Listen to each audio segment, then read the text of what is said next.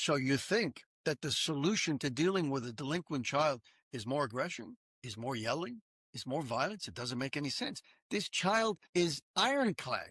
He's wearing a suit of armor. You think you're going to say something that is going to put this child in check with your aggression? It's not going to happen. On the contrary, that armor is going to get thicker and thicker and thicker. Nothing is going to be able to penetrate. It's a safety mechanism. It's self-defense. The child may not even realize that they're wearing that coat of armor, but you better believe that they are, because that was the reason why they became delinquent in the first place. Nothing anybody says matters to them. They've blocked out everybody else's opinion. The only thing that matters is their own or that group of corrupt friends. The trust factor is your ticket to a better life. The trust factor shows you how to get through the night. Good morning, everybody. Welcome to the Trust Factor podcast. Today, we're capping off this concept of marriage and family life. I'm sure, like all other subjects previous to this, it's going to come up later on because that's life. It's the core of our lives. So we shouldn't expect that these concepts are going to come back. They will. But right now, for all intents and purposes, everything that we've covered off with regards to marriage, divorce, children, child rearing, how to do it properly, we're going to put a pin in that, and then we're going to switch gears and get into social life. But for today, we're going to finish off with this concept of, God forbid, having a delinquent child, having a child who's what's called off the derech, off the path, somebody who is doing wrong, behaving badly, going against societal norms. It happens all too frequent. Sometimes it's not the parents' fault. Sometimes the parents have done their best, but this child has been exposed to an outside influence that has brought this child down, that has steered him in the wrong direction. Influence from your friends and your social groups is such a powerful tool, especially for children. It could lift you up and it can break you down. If you surround yourself with the right people, the right influences, then suddenly you're on the path to success. And if you just meet that one corrupt individual who's a snake oil salesperson and he's looking for people, looking for victims, and they fall upon your child has a real challenge, and that challenge is brought home. It's a very difficult situation. But when we're done with that, we're going to talk about a soulmate. How do you find a soulmate in this world? What's the whole idea of a soulmate? Maybe you're not supposed to find your soulmate. Interesting discussion. We're going to have that in a minute. Hopefully we'll get to it, and then we'll put a pin in this subject. Worst case scenario, we'll cap it off tomorrow and get into our social lives. The difficulty of delinquency. The delinquent child is a phenomenon that breaks a parent's heart. It is such a difficult challenge. Every single day, not knowing what the new crisis is going to be, what that phone call is going to sound like. Is it going to be the police? Is it going to be, God forbid, the hospital? Is it going to be all these negative phone calls that I can get from a teacher or principal? All these difficult things that I'm hoping I'm going to avoid. Just give me one day of peace and quiet. That's what a parent of a delinquent child has to deal with every single day. There's no rest. Very hard, very, very hard. This too is a test of emunah. You got it. You're learning. Even though it's not easy, it won't be solved by depression, despair, and parents blaming each other. Just listen to this. Why add sorrow and strife to an already difficult situation? Guys, this is gold. I don't know if you recognize it, but just a simple sentence of pure logic and reason is something that is missing from today's generation. Why add sorrow and strife? You've already been handed a difficult hand. You've been given a real difficult challenge that you pray every day you don't get, and it fell on your laps, yours and your spouse's. Recognize that.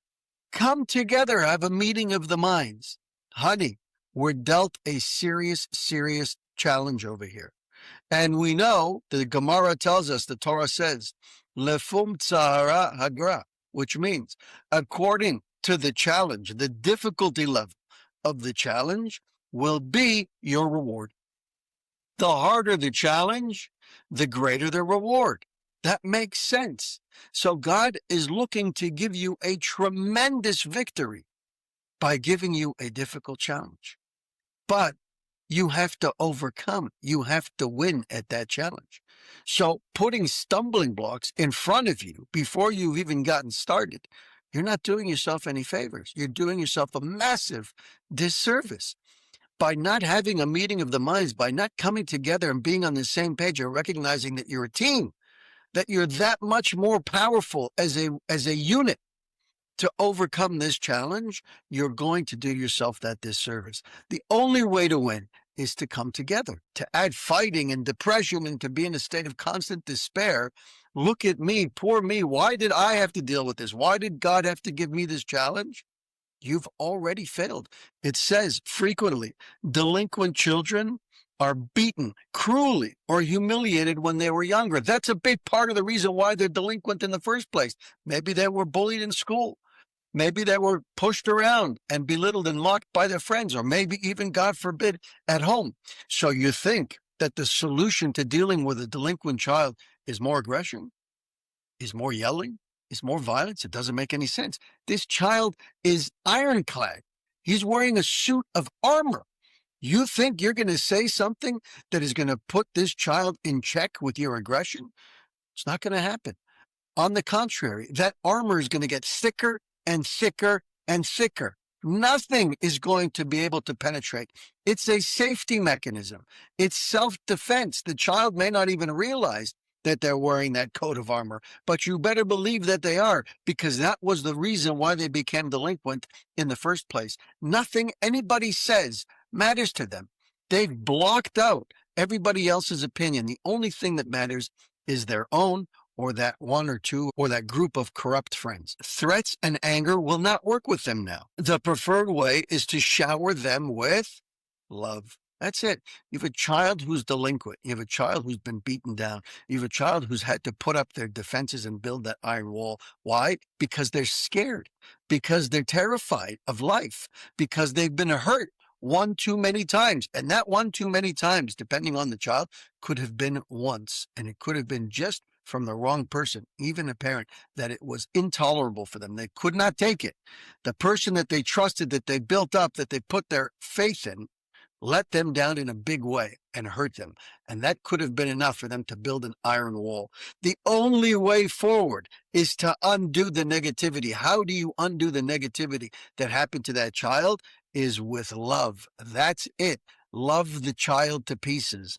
If the parent reinforces their own faith that everything is from the Creator and for the very best, that's how you do it, while implementing the principles that we've learned up until now, rectifying themselves and investing as much as they can in their own personal prayer and their own personal character development, then God will have mercy on them and save their child. They will merit seeing their child return to the upright path. It needs to be with love. God, give me patience. God, give me the ability, give me the clarity to be able to hold my tongue, to be able to not get mad, to be able to not lash out, to not shoot from the hip, to not be reactive because it upsets me. It's not about me. If it's about you, you're going to be reactive because now you're on the defense and you're taking it personally and negatively.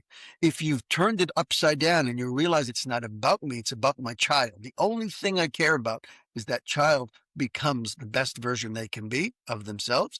It's not about me, it's about them. And God is doing this because he wants to reward me. It's an opportunity for personal growth. And that personal growth will then translate over to my relationship with my child. The child will win and I will win. Everybody wins. The way we started this off with this idea of sorrow and strife and despair, nobody wins. Everybody loses perpetually. Not a good situation, one that is all too common. On the other hand, a person who doesn't view such challenging situations through the eyes of Emunah is destined to see yet further deterioration in the situation. He'll fail the test of Emunah and succumb to sorrow and despair. God forbid, a million times. Let's switch gears. That's it for the delinquent child. Let's move on and switch gears to this concept of a soulmate. People walk around their entire lives asking themselves, when am I going to meet my soulmate? Asking their rabbis, When am I going to meet the soulmate, the one who was set aside for me? When is that going to happen? I'm in my late 20s. I'm in my 30s. I'm in my 40s. I haven't met the soulmate. All they're thinking about is their soulmate, their soulmate, their soulmate. When am I going to meet them? They're so preoccupied thinking about that they're missing out on the very fact that God held back their soulmate for a reason. Let's read. One of life's tests that many have difficult with is the area of one's soulmate. This is also a test of emuna that lasts sometimes from the searching of a mate until way after the wedding, throughout their entire lives together. It's not enough until you get married. Even after you get married, when the difficulty comes, when the arguments come, when suddenly you're not seeing eye to eye, when suddenly you're wondering to yourself, this isn't marital bliss, maybe I didn't marry my soulmate. Maybe there's a better person out there for me. That's the question. You remember we talked about that earlier on. Figuring out how to work in that relationship instead of trying to exchange that relationship for another. Fixing yourself in that relationship so that you become that perfect soulmate.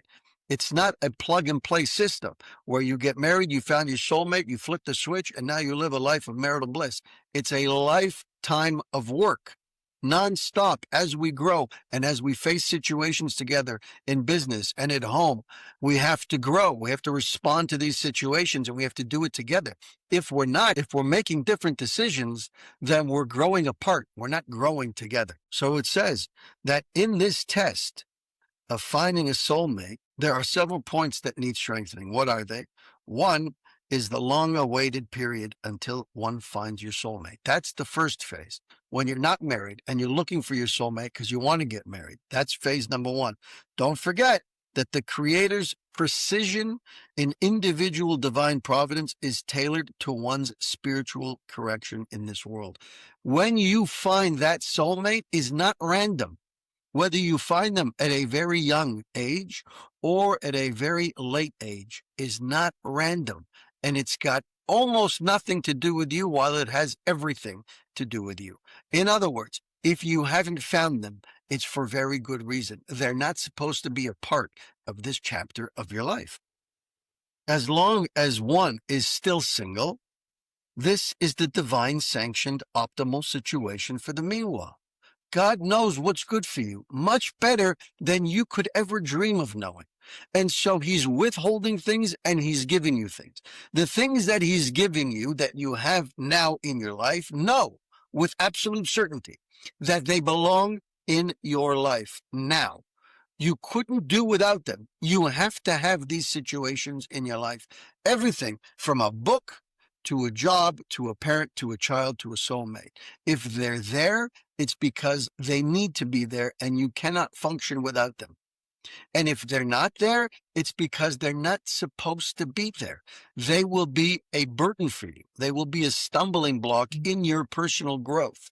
So Hashem, in his love for you, says, no, not now.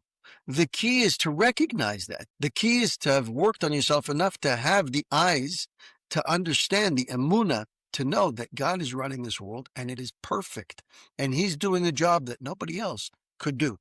This is the best way for him to get closer to the Creator at the time. Ultimately, that's what it's all about. If he's withholding from you anything, including a soulmate, it's because you would be able to get closer to him much more effectively than if you had those things. Because that's ultimately what it's all about. Recognizing that there's a Creator, building your emuna, having eyes to see how this world really works, understanding what your purpose is, following that purpose, trying to achieve it.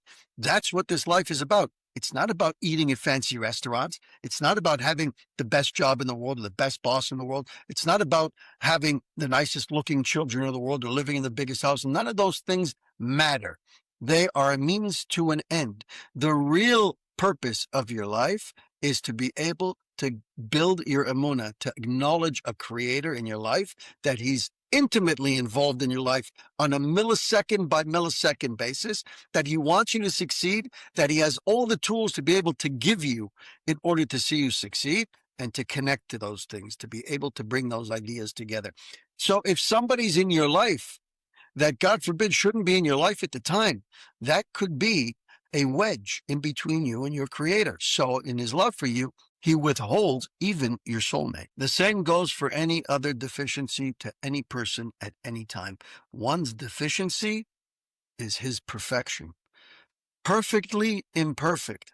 We are taught with our secular eyes and the news on the radio and what we see online that you're not allowed to have any imperfections.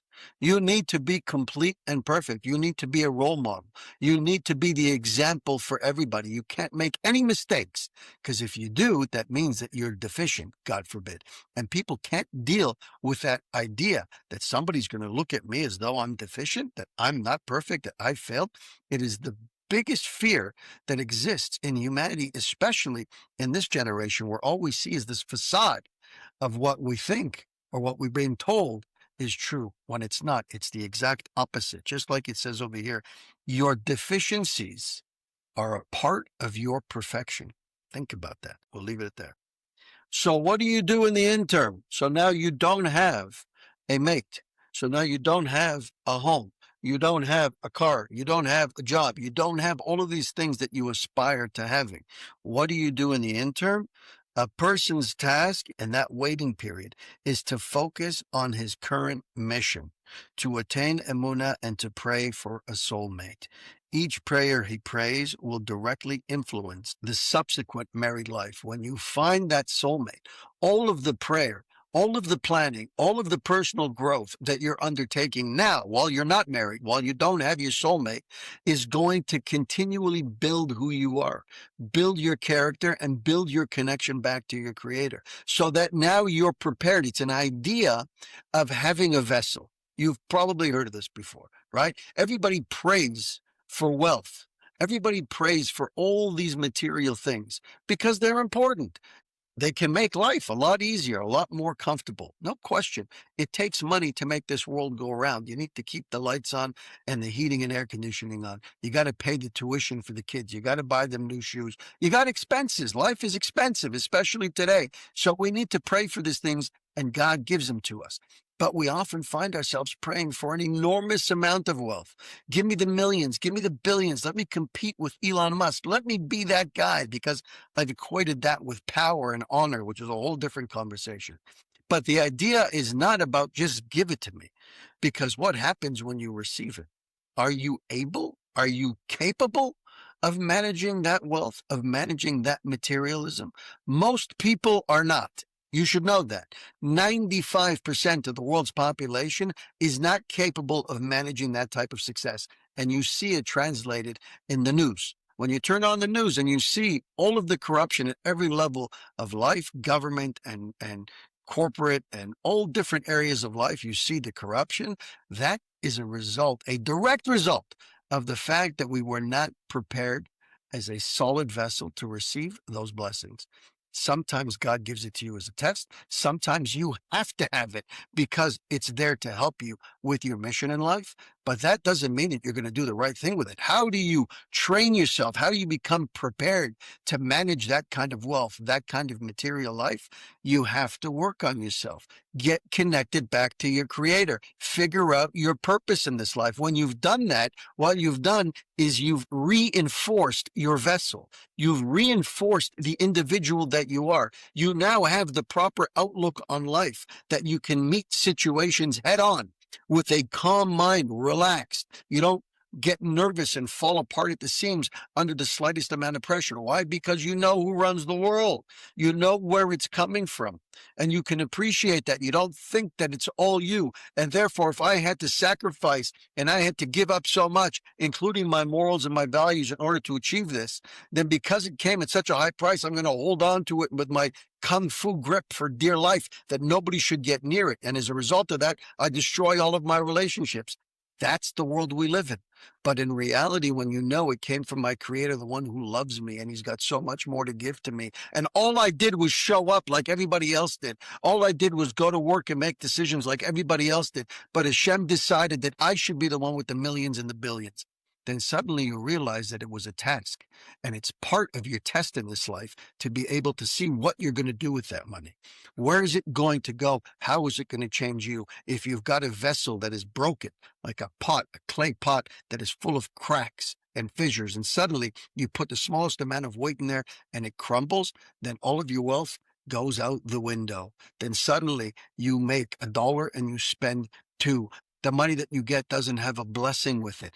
It brings only problems to your life. Why? Because you didn't work on yourself. You didn't reinforce your vessel. That's what you're doing when you're building yourself up in these lulls, in these points in time where you don't have your soulmate, when you don't have the job, when you don't have the millions, and you're praying for it. You're getting perspective. You're building your relationship with your creator so that when it comes, and it will come one day, you will be ready to receive it, and you'll make good choices with all the goodness that you receive, and that will help you and your family in this and the next life. Have an amazing day.